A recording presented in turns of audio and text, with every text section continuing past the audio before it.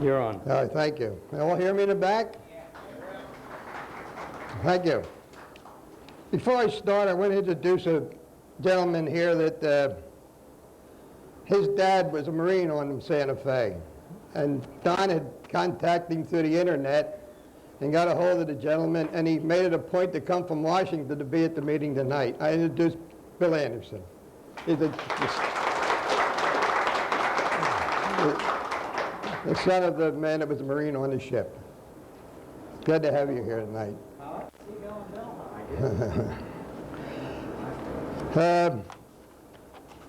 I'm going to start out the beginning from the Santa Fe. The Santa Fe was built in New York ship. And actually, it was 6 months ahead of schedule when it was built. It took a year. After a year and 3 days, after the keel was laid, it was ready for commissioning. And what they did, they had the daughter of the mayor of Santa Fe christen the ship with the water that was taken and blessed from the Santa Fe River. I went to boot camp. I joined the Navy in 1942 in October. I was sent to Newport, Rhode Island for boot camp. After a stay at the boot camp, we got a 7-day leave to come home and back up to Newport again to learn where we were going to be assigned. I never knew how this worked, but most of the group of the 100 company that I was in, of 100 fellas at boot camp, most of them were assigned to Armed Guard School. And 3 of us were sent to the Santa Fe, which at that time was brought to the Navy Yard in Philadelphia. And the whole 3 of us were from Philadelphia. So some kind soul along the line did us a favor and sent the 3 of us to the Navy Yard, and being we lived in the city, it was really a good deal to be home, to be able to get home often and whatnot. The ship was commissioned the 24th of November in 42, and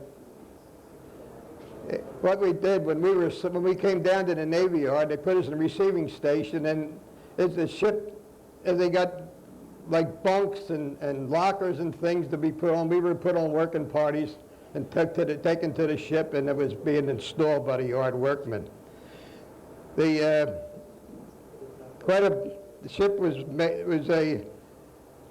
really firepower was really great for us for a light cruiser.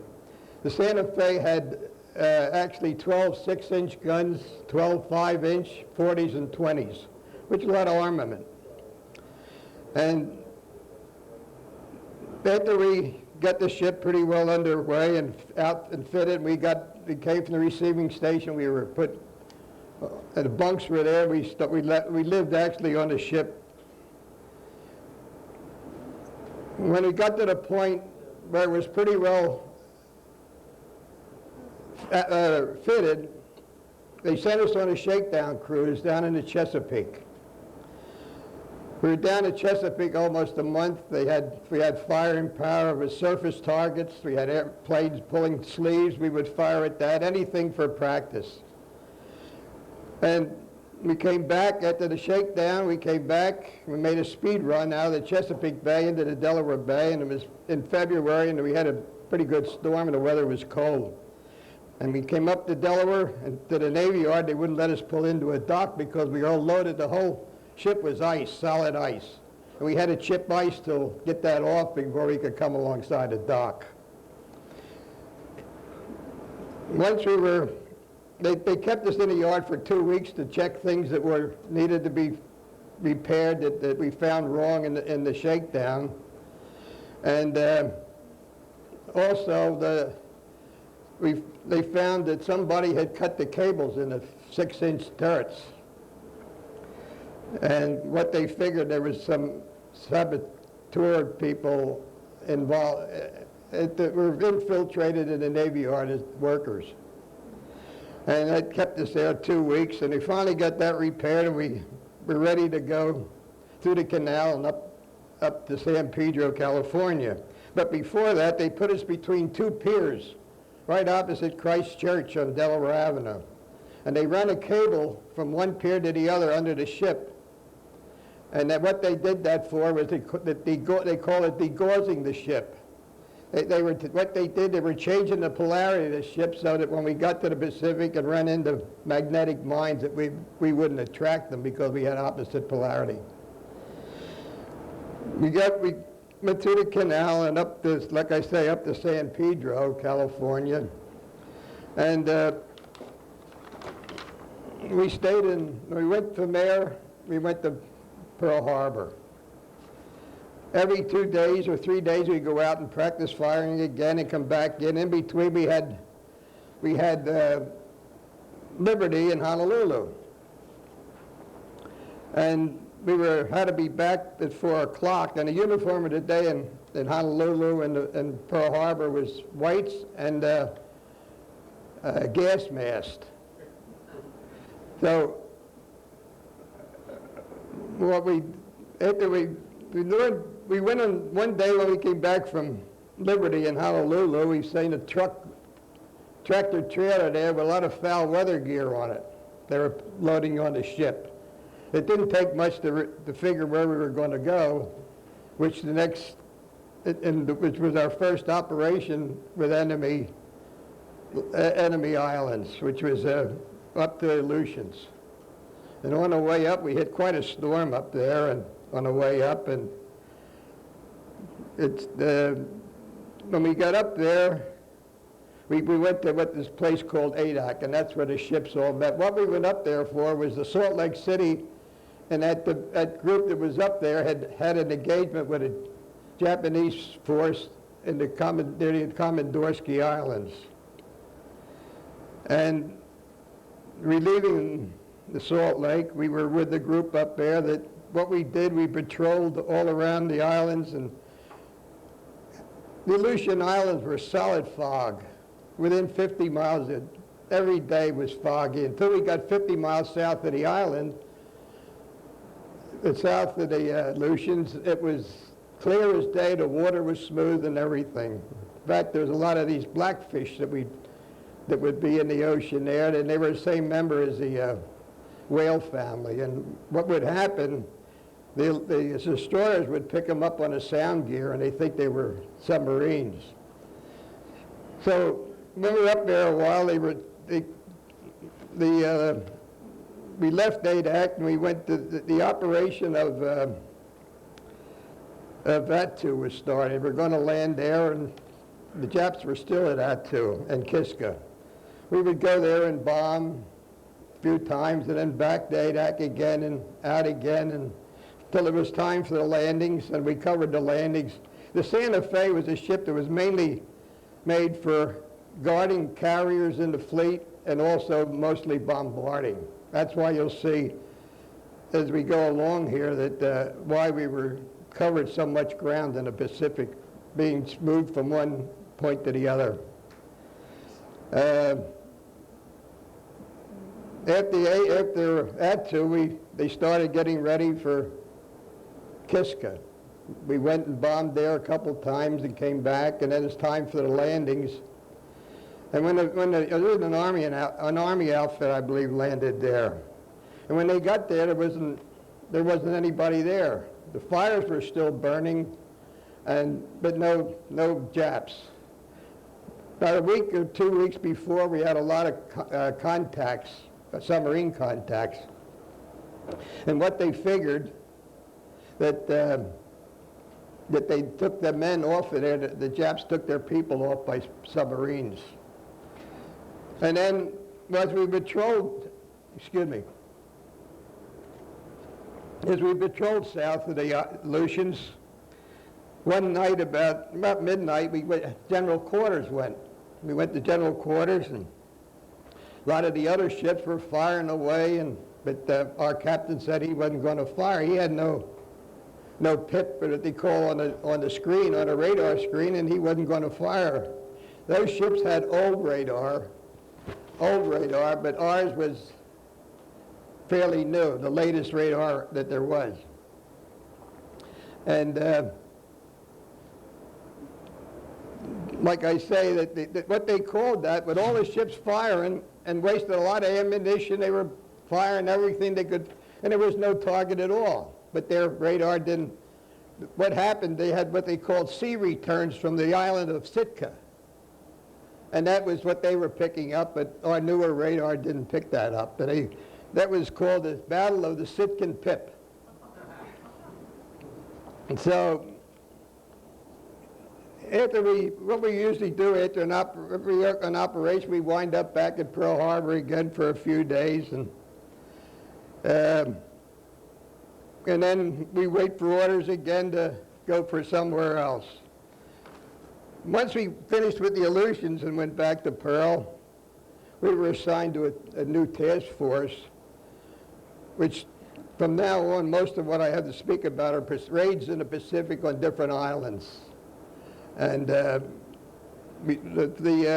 first one that we were assigned to was when they started to get ready for the landings on Tarawa and the Gilbert Islands. I think Jim, we have a picture, a second picture on that. Okay, that's a picture of the Santa Fe. You can see pretty well what the armament and all and the size of it. The complement was 600 in peacetime, but we carried 1,200 in wartime. When we went there, the bombard the Tarawa and all. That was long before they landed there, and some of the enemy planes came out, but they didn't go through with their drive, and then they came back, and we went back to Pearl again. The next operation, we took 6 carriers, 2 cruisers, and 5 destroyers, and hit Wake Island. And Wake Island, they kept pretty well isolated, that they couldn't get any reinforcements or anything to build it up. But when we fired and bombarded there, boy, they still had power. A lot of guns there were still operable and ammunition. In fact, one of them, when they shot back at us, went through between our stacks and landed in the water just on the other side. Back again to Pearl in 40, this is all in 43. And what we did, we went to Lahaina Roads in the Hawaiian Islands and picked up a detachment of Marines on LSTs. And the reason we all formed in the Lahaina Roads area there, and then we all left together and we were supposed to go down to the Gilberts, but in the meantime, our orders were changed and we were assigned to go to Bougainville. And we got to Bougainville, the Marines and the LSTs landed, they weren't bothered. We patrolled. At that time, we became Cruiser Division 13, which was made up of the Birmingham and the Biloxi, Mobile, and us. So the first night we were there and circled the island to guard the Marines were landing. They had no problems. But the second night, right about dusk, one of our lookouts spotted a Jap plane circling the force. And what he was doing was reporting back our location. So about 9 o'clock at night, we start getting on our radar screen a lot of Jap planes. And they came in, there was 36 of them. They were what they call the Betty, which were torpedo planes. And that lasted till about 1 o'clock. They kept at it, dropped torpedoes, and the only ship that was really hit from that, we had knocked down 3 that night, which to our credit, the Santa Fe. And what happened there, the force, I'm losing my train of thought here. The Bettys, when they came in, and to show you how close they came in, you could see the exhaust, the blue exhaust from the planes, and they're close. And when you hear the 5-inch going and the 40s and the 20s, they're coming pretty close. So what happened, the Birmingham took a torpedo in the bow and a bomb hit on the fantail. And then we went back again. After that operation, we went back again, and Tokyo Rose said that they lost 15 aircraft, and stated that they had knocked down, they had destroyed 3 battleships, 2 carriers, and 7 cruisers. And actually, the only ship that was hit was a Birmingham. So you can see how when she got on, she would really, all her results were a lot different than really what happened.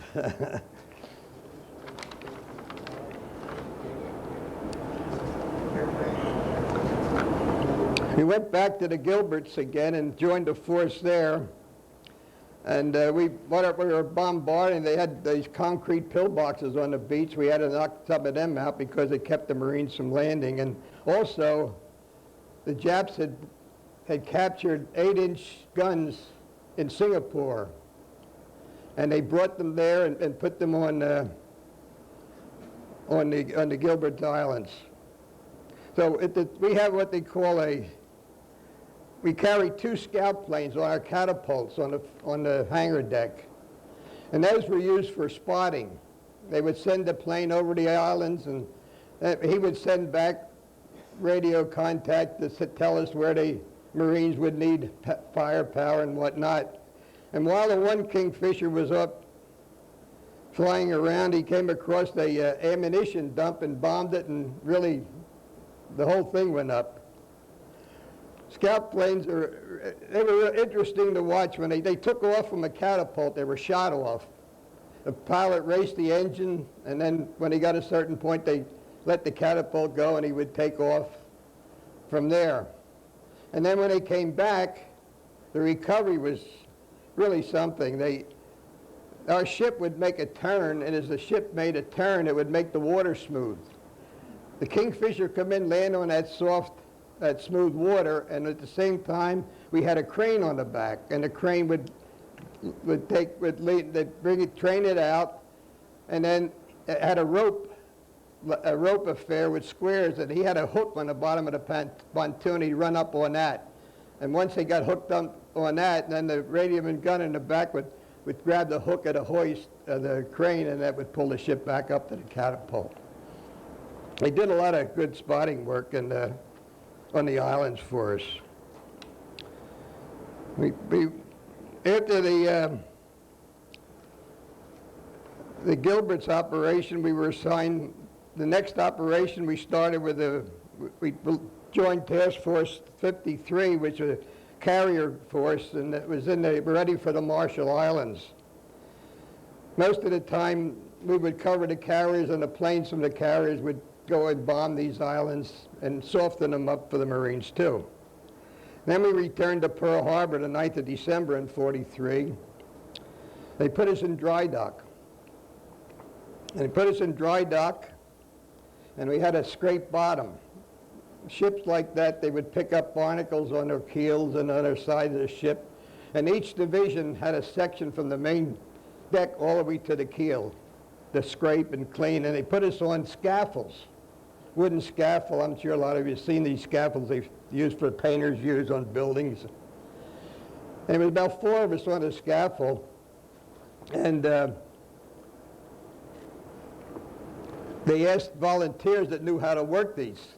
When you made a drop, you had to know how to let the scaffold down. And I was in the middle and fell on each side. And so we made the first drop we made. After we did is scrape the section. The one fella dropped too quick. He must have dropped it 6 inches. And I was in the middle. There's no back on those. And there's nothing but the cement dry dock below. And I bet my fingerprints and handprints are still on that scaffold because that's the only way you could hold. But that 6 inches that you dropped felt like 10 feet. So about that time, our first captain, Captain Berkey, he got transferred, and they replaced him with a captain by the name of Gerald Wright. And Gerald Wright, before he came to the Santa Fe, was a submarine skipper. And what he had done before he came here was that they had he took, on his submarine, he carried General Mark Clark to North Africa. And Clark's top mission at that point was to consult with the Vichy French officers whether the French would resist if they were attacked. And that mission was called the Operation Torch, and then led to the invasion of North Africa. We went back again, the 28th of December, we went back to San Pedro again. And we practiced amphibious operations with the Marines off of San Clemente Island in the Pacific. And we joined what they started to form was Task Force 58, which had sailed to Kwajalein for the invasion. And on D-Day, Captain Wright ordered the Santa Fe to come close to shore because they had a lot of blockhouses on their beaches too that had to be knocked out. After leaving what happened at Kwajalein, after the Marines would secure an island, they'd allow us to go, so many men to go over and go on the beach and for recreation. And an LCI would come alongside your ship and different other ships and pick up so many men and take them into the beach. But the ones that ran the LCIs, they had to make other ships after they took so many fellows to the beach, so they didn't want to bring the ship too close in because they get hung up. And the only way they could get back out, they would drop an anchor or something and pull them with a winch and pull themselves out, and they didn't want to get involved in that, so they said, well, okay, fellas, the captain on the megaphone said, okay, fellas, start swimming to the beach. Well, one day I never went over there because I knew I wasn't that good a swimmer. So one of the fellas kept saying, come on over, get a couple cans of beer and go on the island. So I got on the LCI, and we got started into the beach, and he said, okay, fellas, everybody off. And I looked at the beach, and boy, that was a long distance. I knew darn well I wasn't going to get very far. And about that time, the fellows that had already jumped in the water were hollering. The undertow was so great that if it hadn't been for other strong swimmers, we'd have lost a lot of men, but we lost three of our shipmates that were drowned. So I never did get off of that, and I rode that till I got back to the ship, and then I got off again. Then we went, from after that operation, we went to the Carolines. And one of the islands in the Carolines was Truck Lagoon. They decided that our ships wouldn't bother going in there, but they did send the aircraft from the carriers in there. And they really caught a lot of Japs lost a lot of ships at Truck. It was actually the operation. The Japs lost 32 ships destroyed from the aircraft, 270 aircraft, and we lost 17 aircraft. And after we left there, we went back, returned to the Marshalls, and then we diverted us to the Marianas, which was also in the Carolines, when we were assigned to go and start bombarding the island of Saipan. And at that point, the Japs sent another group of planes in after us, and we knocked down one more, which gave us our fourth Betty and at this point, we had completed 100,000 miles since leaving the East Coast.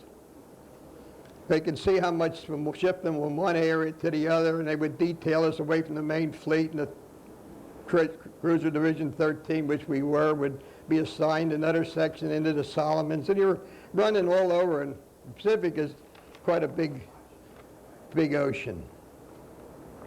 Then we received orders after that to sail south to the New Guinea, to Hollandia, because MacArthur's troops were going to land, getting ready to invade Hollandia, New Guinea. And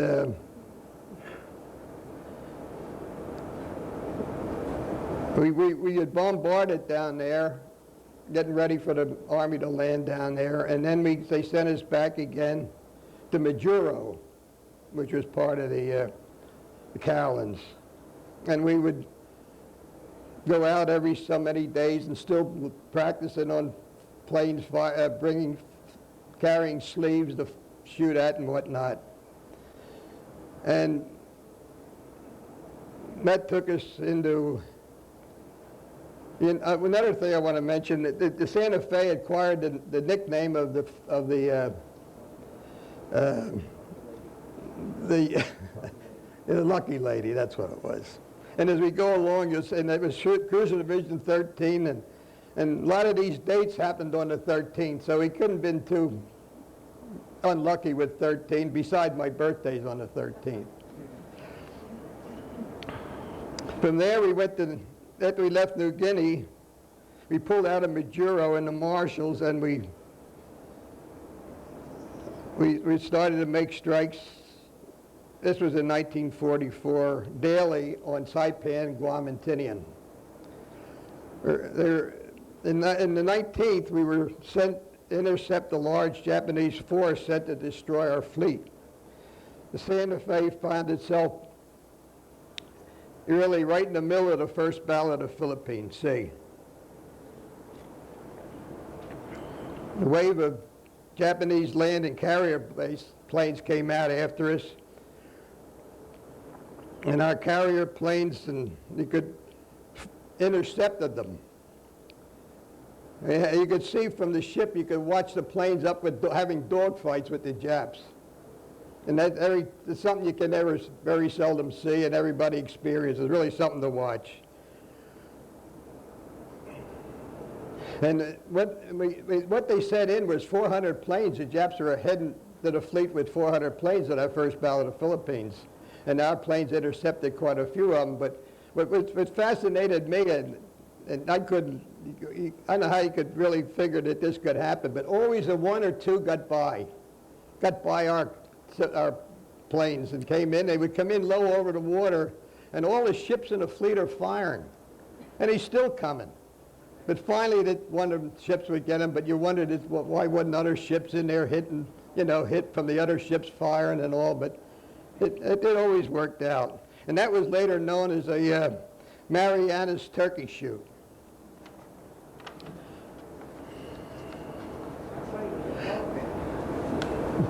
You said the Philippines before. Pardon? I learned that you were in the Philippines, now you're back to Saipan.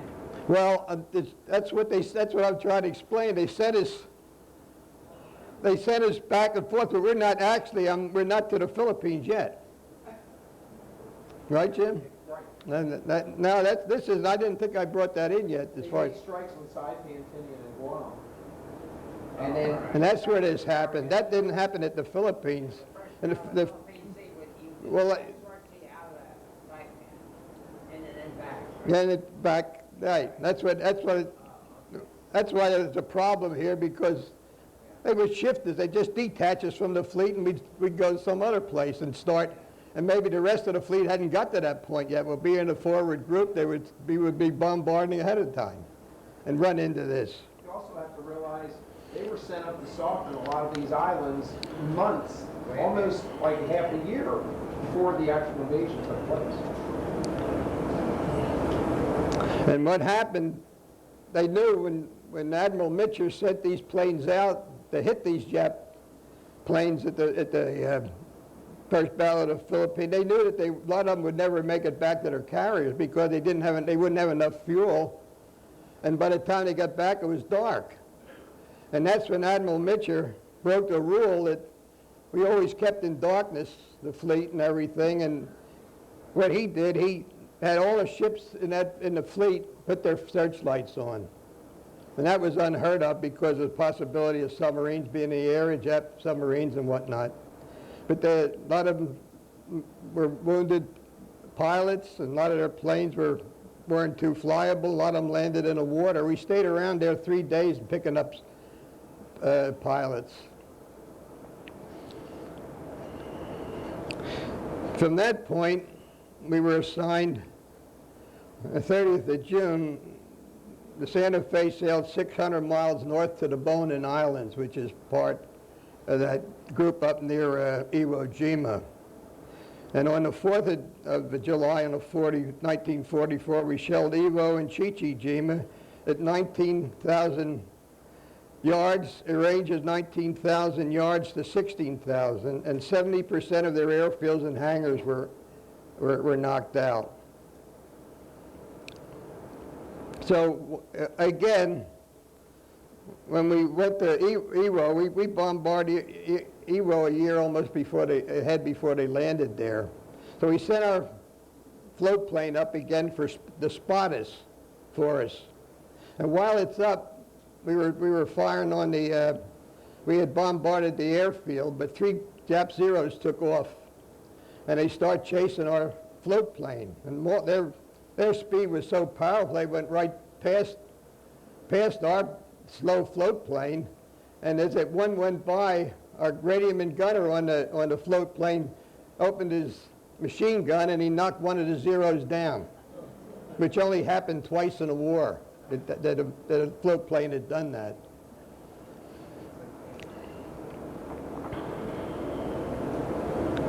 When we were cruising around in the Bonins, we ran into an enemy convoy, and was sighted by some of our search planes, and the Santa Fe and the other cruisers in the group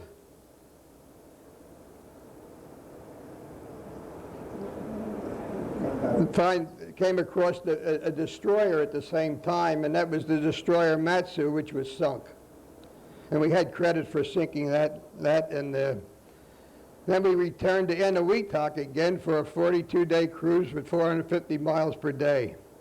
Task Force 58 was then put under command of Admiral Halsey, and it was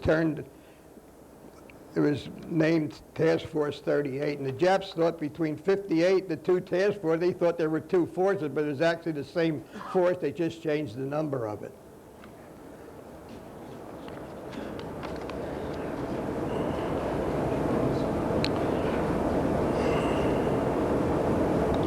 When we got near the Philippines, we found a small convoy of enemy ships were spotted near Mindanao. The cruiser Santa Fe and the Birmingham, along with several destroyers, were sent to attack, and one ship was credited to sinking 4 of them and leaving the others to burn. And when they captured some survivors off of those cargo ships, they said that for 6 months they were trying to get back to Japan. They would just go from one harbor, and during the day they would pull in somewhere in Philippines and keep doing that to different places till they took them 6 months just to get to where they were going to the Philippines. And they were still far away from their homeland to get back to that. So then from then we covered the landings at Palilu Island, and the Marines at Palilu when they were landing at Palilu Island.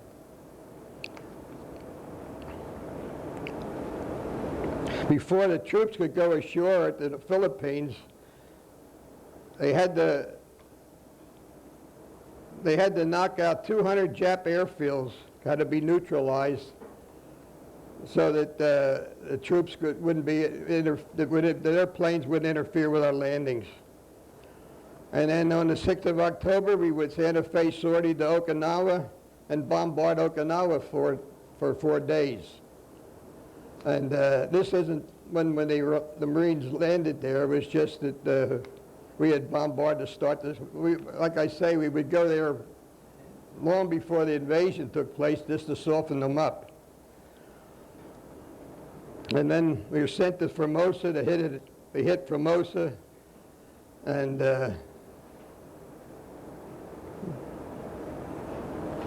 when we run into another problem off the Philippines, they had torpedo bombers came in and they bothered us for 2.5 hours. They'd run after run on our cruiser division, and many of the ships had knocked down quite a few of them, but the fleet itself didn't lose any ships. Back again to the date, the 13th. On Friday the 13th, the carrier planes made their raids again, and the enemies attacked at night. This time, the cruiser Canberra was hit. Our ship, the Birmingham and Mobile, alongside the 6 destroyers, were sent to escort the Canberra, which was only able to make 3 knots. And the planes came in again, the Jap planes, and they knew that they had hit it. They were trying to finish it off completely. And torpedo planes hit the Houston, the cruiser Houston, at the same operation. The cruiser Boston took her in tow and took the Houston in tow, and while it was in tow, it was listing from their torpedo hit. The plane Jap came in again and hit the other side, and it righted it up again.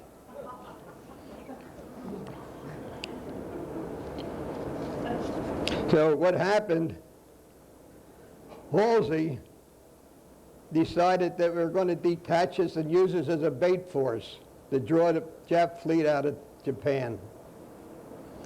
So everything was going, and the Santa Fe sent messages and all that, so that the Japs would pick up the messages and things like that. But then they must have got wise, because one of their planes spotted the rest of the fleet so many miles away and realized it was a trap for them, and they never went through with it. They went back to Japan again.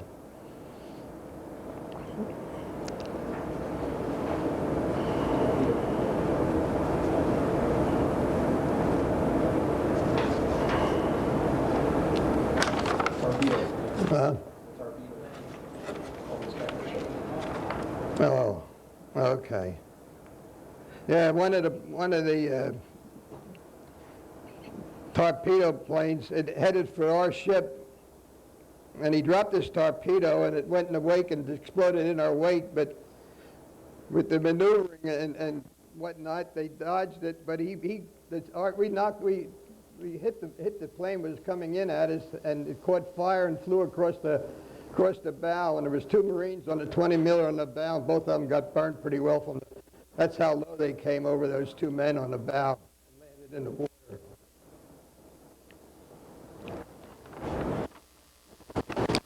This leads us up, after a lot of more bombardments of different islands, it leads us up to the Second Battle of the Philippines. In the October the 23rd, 24th, and 25th, the Japanese decided to eliminate the American fleet that had threatened their southern waters. At 6 a.m., the raid started. 40 aircraft were reported coming in, and the Hellcats were sent to intercept them. As soon as they were scrambled, another group of 40 aircraft were reported from the northwest. The Hellcats had shot down and kept a good many of them away from the fleet. But what happened, the CVL carrier, light carrier Princeton took a bomb hit, and the cruiser Birmingham went alongside, and I guess a lot of you heard what happened there, where the Princeton blew up when the Birmingham was alongside, and it affected a lot of men on the Birmingham that were killed on the Birmingham.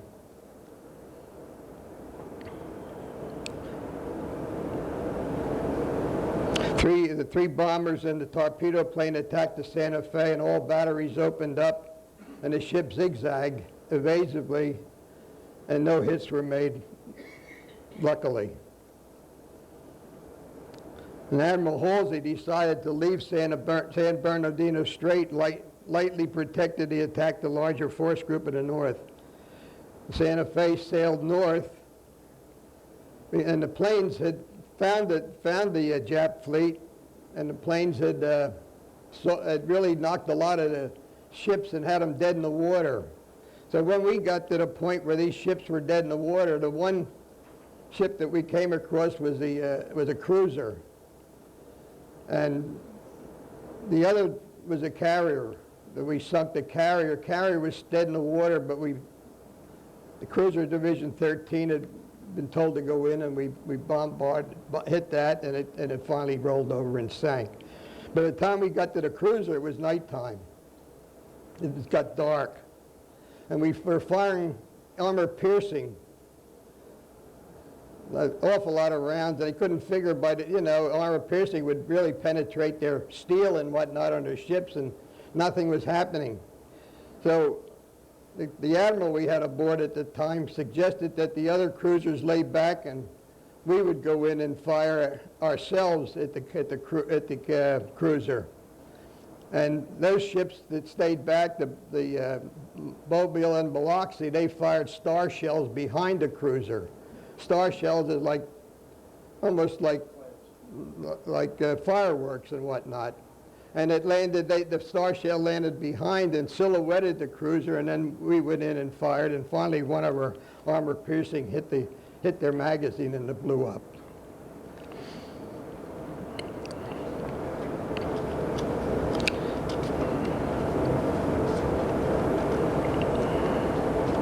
Then at this time, Admiral Wright, Captain Wright, is promoted to Vice Admiral, and then we had a new captain by the name of Harold Fitz, became our new skipper.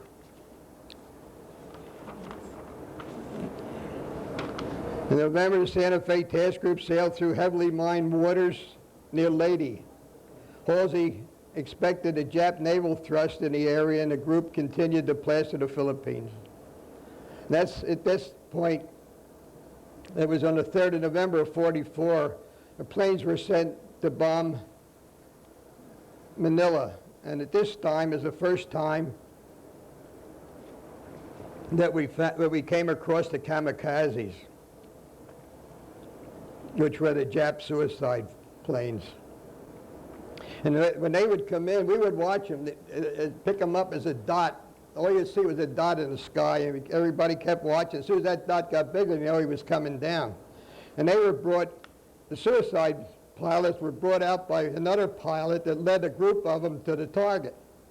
And they were on their own, and they lost a good many of their pilots at the big battles of Midway and whatnot, so they had these young fellas that they trained to join this kamikaze group. And that once this other plane went back, they were on their own, and they couldn't maneuver and hold dogfights with our own planes because they weren't trained to do that. And what they would always aim at when they did come down was the side of the big SA-class carriers, where the superstructure is at the big area, and that's what they would head for.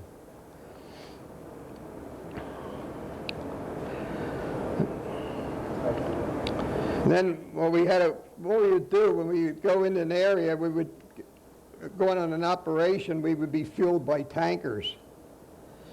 But then when you got closer to the enemy, where your operation was going to take place, you couldn't take the carriers in that kind of waters, and we had to fuel the smaller ships like the DEs and the destroyers. And then that's when we were fueling one of the destroyers when we ran into a typhoon came up, and it came up, the word that the weather report they got that wasn't supposed to hit till later, but it snuck up on us, and when we had it, what was happening with the storm approaching, it was starting to break the hoses that we were fueling with. And the water was so rough in between the two ships that they couldn't finish fueling them. And if those ships didn't have fuel, they wouldn't have ballast. And three of those DEs and destroyers had rolled over and sunk. Lost a lot of personnel in that. And as we advanced in the Pacific, the fleet advanced, we had different areas where one of the islands was called Ulithi. You could put the whole fleet in there, and around the edge was all the coral reefs. But at one end was a big wide entrance, and they had a net there where the ships, we'd take the whole fleet and they would refuel and replenish food. So one time, the fleet was in Ulithi, and we called it general quarters while we were in the harbor. What happened, an aviation tanker with aviation gas had blew up. And somebody got the idea to get the destroyers got steam up and was going around, and they figured it was a submarine got in there that hit the tanker. And here, what it was, they finally dropped charges, and about a week later, these two midget subs washed up on one of the coral reefs. And how they got in there, the net was pulled over to bring in a ship came from the States, and those two midget subs hung underneath, and they weren't picked up, and they came in with the ship underneath. And then when they got in the harbor, after they hit the tanker, they went underneath the hospital ship, Mercy. And somebody got the idea that that's where they might be, so they got steam up and moved it, and as they moved it, there was a destroyer behind it, and dropped charges right where the hospital ship was, and that's how they got those, that's where those two midget subs were. When we went back to Ulithi in '44, at this time the Santa Fe had traveled 200,000 miles on original engines without an overhaul or refittings. We were scheduled to return to States for this purpose. At reaching port, discovered the cruiser Mobile would get its yard period in our place, and we didn't get back to the States anyway. This brings us February of 1945, and Task Force 38 left Ulithi for the first carrier raid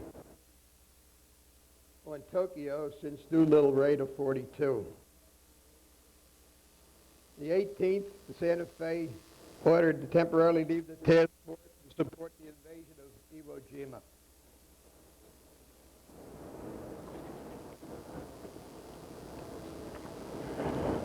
Santa Fe on the February the 12th bombarded enemy islands and covered beachheads for the Marine landings.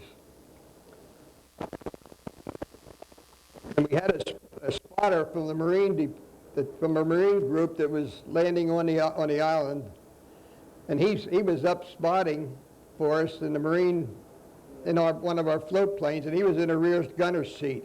And while they were up spotting, he got enemy fire from ground hit him right between the legs in the rear cockpit, and they had brought him back to the ship, and the man only lived a day or two after that.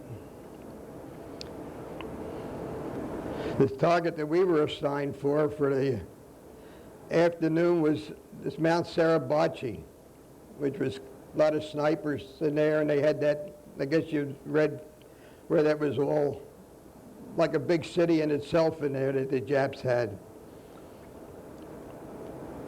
For 2 nights, we delivered harassing fire and star shells to discourage any counterattacks at Iwo. We got to the point we fired so much ammunition, we fired over 4,000 shells on Iwo. And we started to run out of ammunition. And they even brought an ammunition ship right there while we were laying off of Iwo, and replenished our ammunition right on the spot.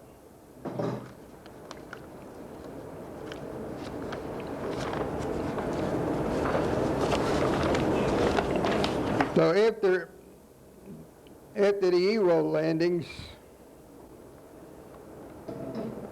we had the task force return to Ulithi again to replenish supplies and fuel. And the planes, the bigger plane, I guess the B-29s and what from these island airfields were hitting a lot of the towns and cities in Japan.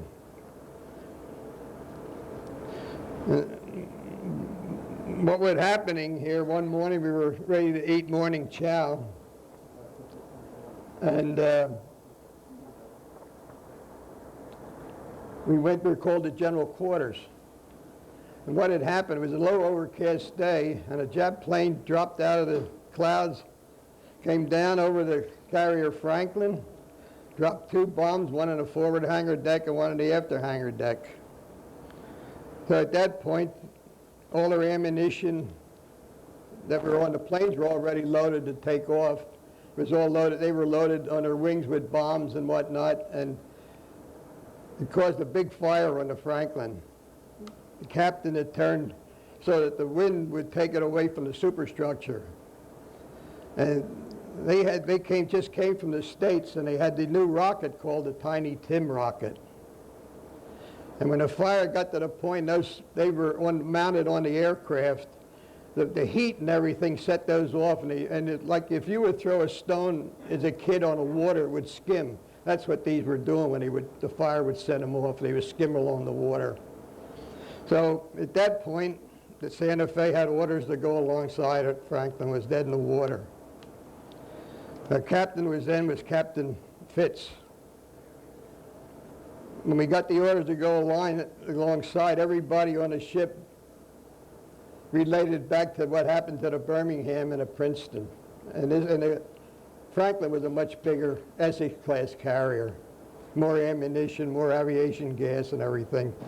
So we went alongside, and Captain Fitz brought it in pretty nice right alongside. We were there about 15 minutes, took a few personnel, came across. They had put planking across to the deck of the Franklin and to our ship. And what happened, they got word that the Japs were coming in again to hit us. But then they got word that our planes had intercepted them and they never got any further. And then we made a circle and came back again, and this time Captain Fitz really brought that right up against the carrier Franklin. And they had aerials that they had hung over. They were all down at the time, and they were rubbing our ship. And what happened? Well, alongside them we fought fires. The aviation gas was burning, and we fought a lot of the fires from our ship to help put the fires out. And what happened, there was a little porch on the rear end of on the hangar deck of the Franklin, on the rear end. And there was two fellas in that little porch, like I called it.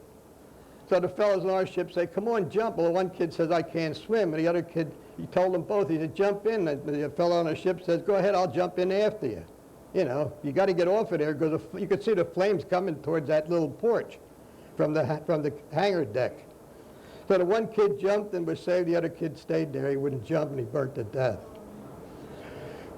And I guess you've heard about the chaplain on the Franklin, and he got the Medal of Honor and what he did for the men on the Franklin at the time. They lost a lot of men. We took off 800 men, survivors, and had them on our ship. We gave up our bunks for 3 days so they could sleep and get caught up in their rest and whatnot. I guess when you go through something like this, you see things that you don't agree with. Finally, the captain of Franklin got the Franklin. It was taken in tow by the Pittsburgh, and we followed behind the Franklin as it was being towed the next couple of days. During the day, the group that were stayed on the ship, that volunteered to stay on it, not to come over on our ship as survivors, had to clean up the ship the next 2 days.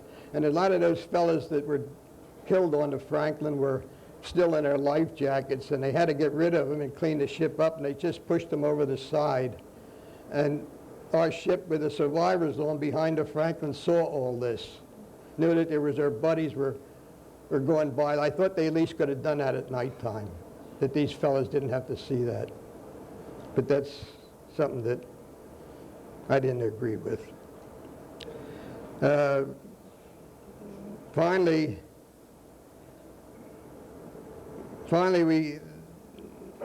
we finally got when the Pittsburgh towed her out of the area, getting out of it, because we were close to Japan at the time when the Franklin was hit. And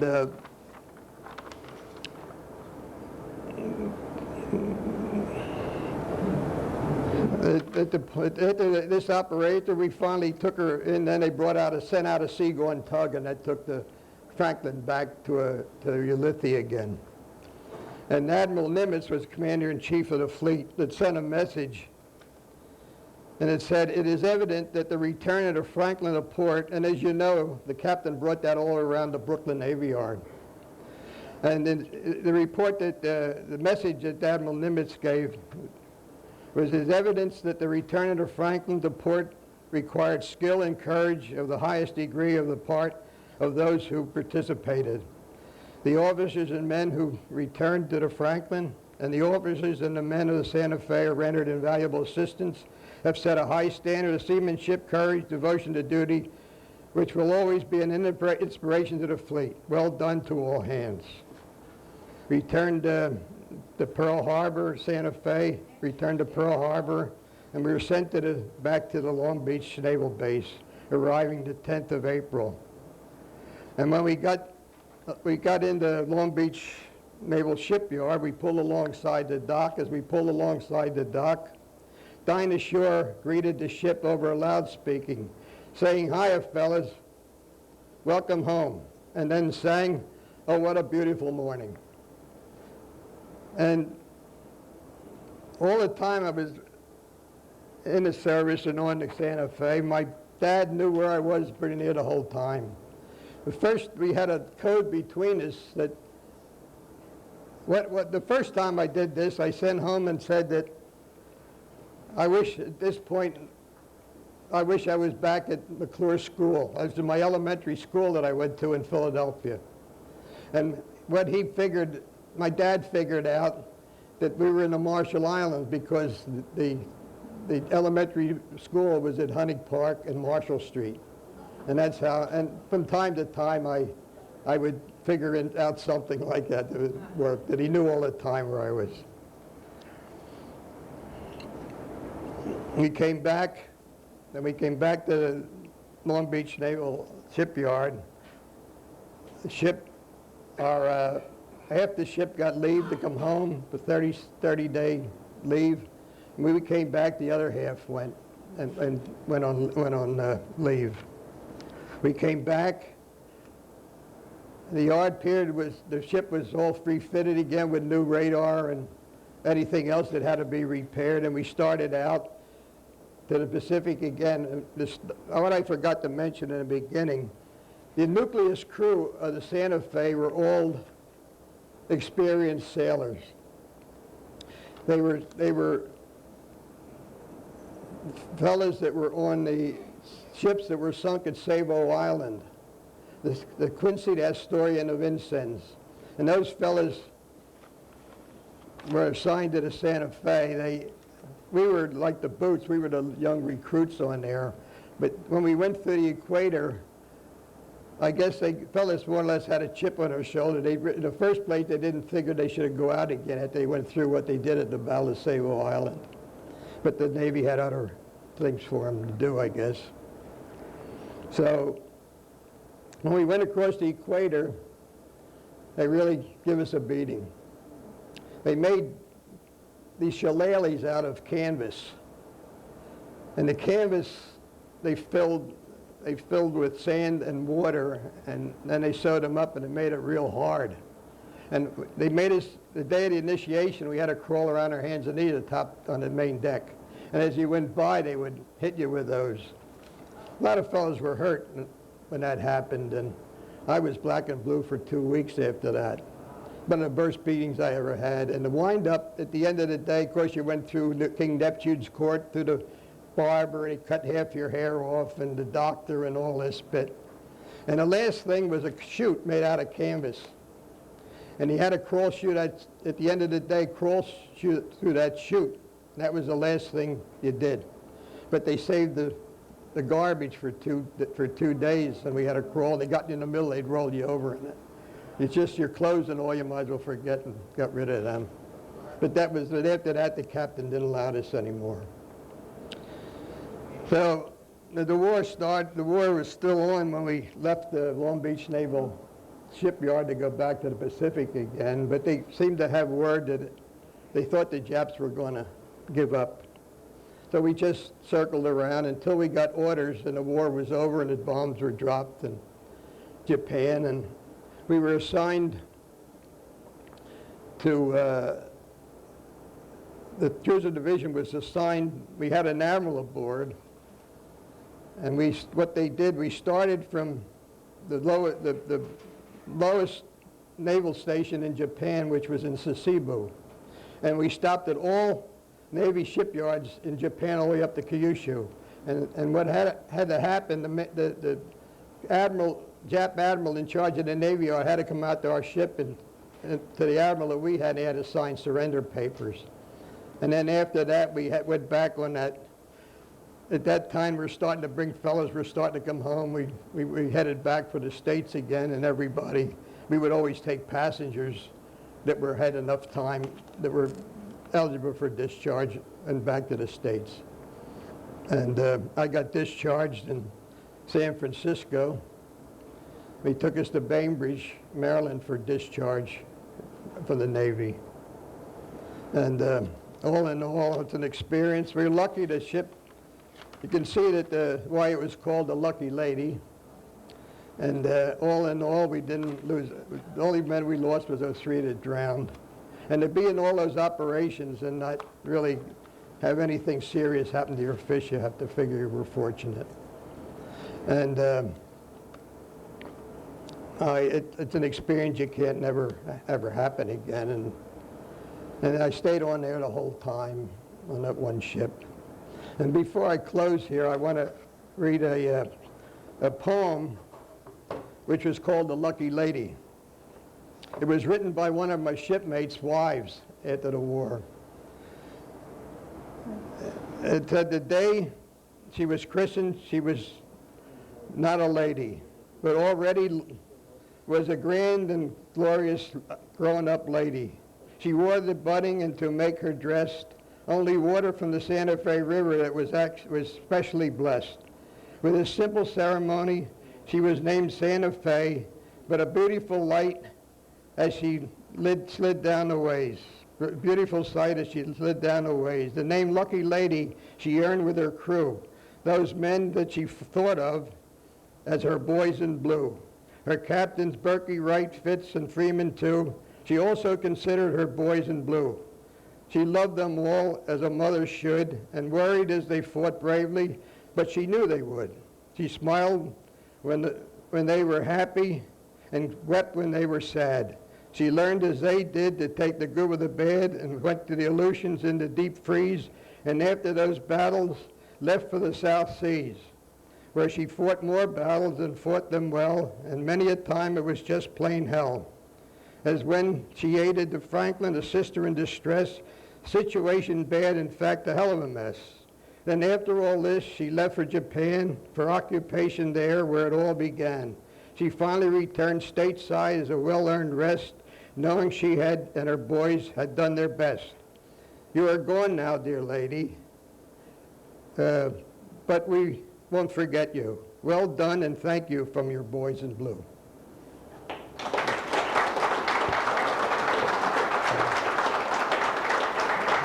I have time for questions. Anybody have any questions? Any combatant vessel in the Navy that logged more miles in the Santa Fe? Most miles the ship had put on in the war. 227,000 miles when we finished. Most of that. That's a lot of miles. That's a lot of coverage, and Pacific is a big ocean. That's why it was a little tough for me to bring you from one. 5 years out there, I never realized anyone Yeah. being that much action.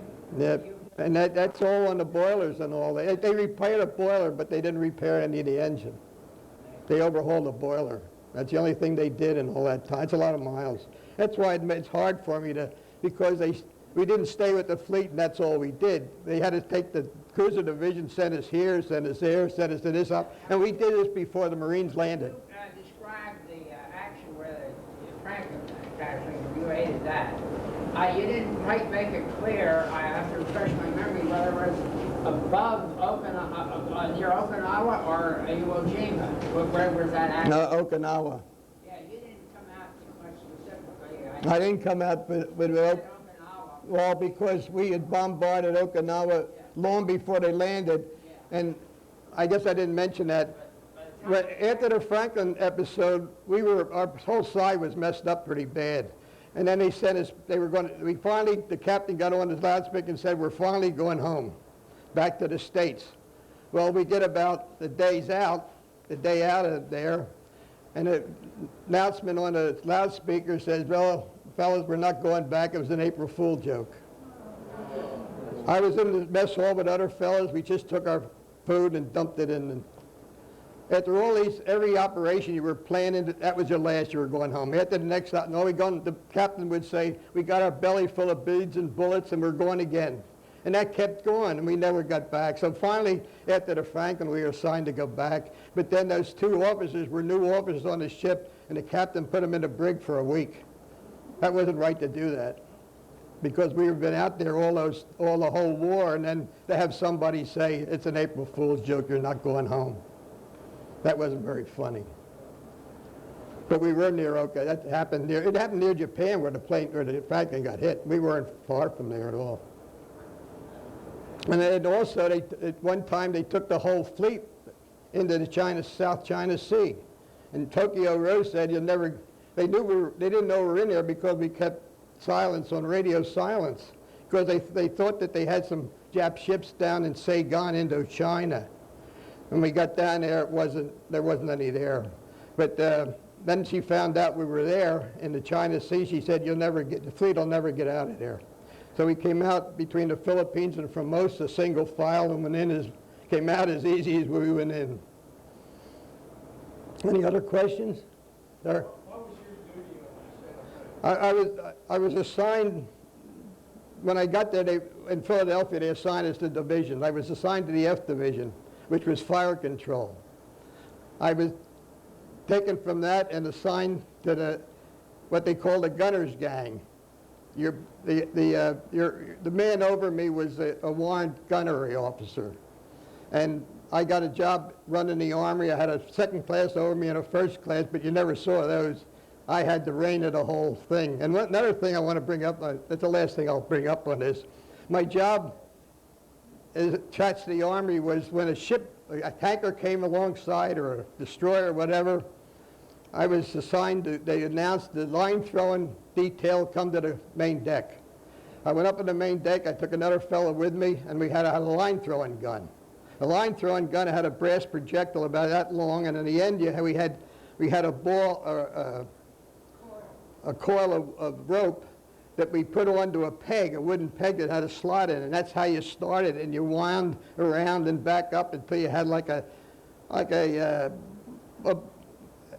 ball of string, only this stuff was real strong because they would tie that onto a big hawser to bring it over to attach the other ship that was alongside.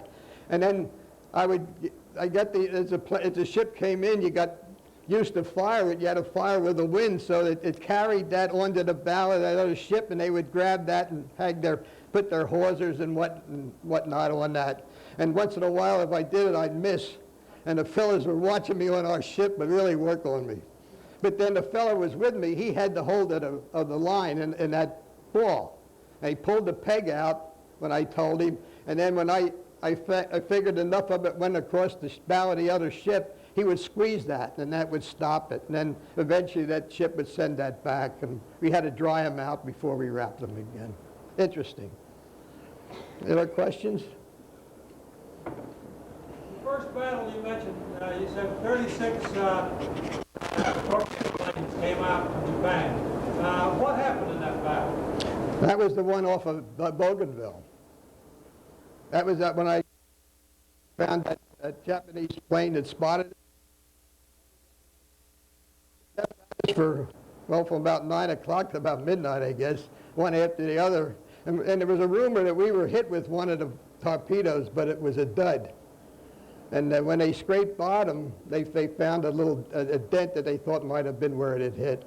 But that's where we got 3 of our planes that we knocked down, and the other ships each knocked about 2 or 3 down. And all that was the first really big. Like I say, when they came in and when you could see the blue exhaust, you know they were pretty close. Does that answer your question? Okay. You're right with a gunner's mate, is that right? Is that what you were, a gunner's mate? Yeah, so another fellow and myself made 3rd class together. So a time came when there was an opening in the Armory for a man to go to school in San Diego, gunner's mate school. So him and I, the way he figured, we drew straws. We both made the same rate the same time. So I picked the long straw. But I had a feeling that I wasn't going to go anyway. I don't know why. So about a day later, the warrant gunner came down, which was more or less my boss. He said, I hate to tell you this, Herb, but he said, the gunnery officer canceled. He's going to give the school, the fellow to go to school to one of the deck divisions, so I never did get to go. But I found out later that another reason I didn't go was I had all the spare parts, 6-inch spare parts. And the gunner, that was, like I say, my boss, he knew I knew all that information because as we went along, I used to have to make slips out to order the parts. And when I was in Ulithi, the fleet was in Ulithi, he would send me into one of our whaleboats, and I'd make all the ships trying to bum parts from these other ships. Well, they're not going to give you their parts because they don't know where they're going to need them. And another thing I didn't bring out, one of the ships I stopped for parts was the Bunker Hill. I knew a friend of mine I went to for friends in high school by the name of Bob Bice. Bob became a night fighter pilot off the Bunker Hill. So when I got there, the officer of deck said, can I help you? I said, well, I'm here to let's see if I can bum some parts, but I said I'd also like to see a friend of mine that's a pilot on the ship. So he said, okay, I'll look him up, and he came back. I'm sorry to tell you this, but this was in the Marianas in Guam, and Bob was a night fighter pilot. He never came back to the Bunker Hill. Tough. All about seeing guys from home. Seeing guys from home. I can't, the guy from home? Seeing guys. Oh, well, we're in Tulagi, and across from Guadalcanal, and we were anchored out, and a friend of mine were standing in the line to go to chow. We're back on the hangar deck, and all of a sudden, this friend of mine, I'm talking, but he said, hey, what's the matter? You got a funny look on your face. So I was facing aft on the hangar deck, and on the back of the